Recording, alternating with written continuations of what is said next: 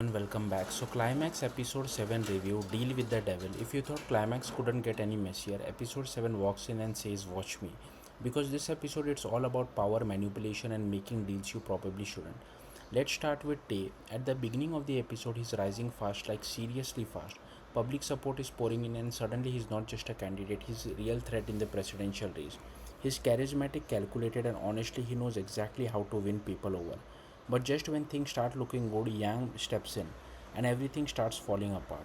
At the same time, Sang is finally catching a break in her acting career. She lands a big role, uh, a film role, sorry, a big moment for her. But again, isn't about to let that happen easily. She uses her influence to shut doors for both of them, making it clear they are no longer in her good books. And just like that, both Tay and Sang are pushed into survival mode.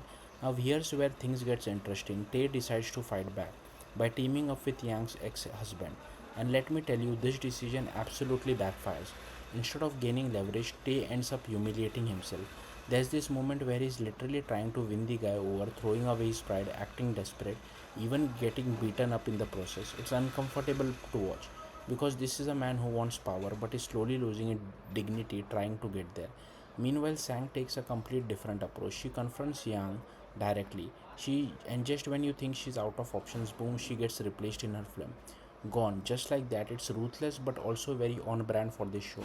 But Sang doesn't break. Instead, she plays the game. She makes a bold move, offering Yang a deal.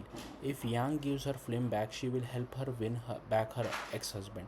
And this is where the episode really shines because suddenly it's not about emotions anymore. It's strategy, cold, calculated strategy, and surprisingly, it works. Sang becomes the face of WR again, and Tay's campaign start gaining even more traction. It's like watching two people who may not love each other but perfectly understand how to use each other. And honestly, that's what makes their dynamic so fascinating.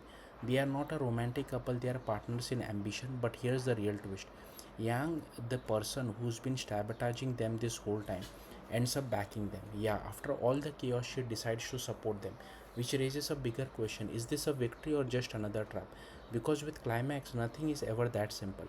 By the end of the episode, one thing is very clear. Tay and Sang are climbing higher, but the higher they go, the more dangerous they fall. And the way their relationships keep shifting between survival and strategy, it makes it almost impossible to predict what they will do next. Final thoughts episode 7 is messy, dramatic, and full of power plays.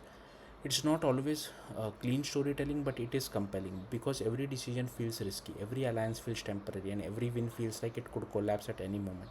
And honestly, that unpredictability is what keeps Climax interesting. Thank you for watching. Bye.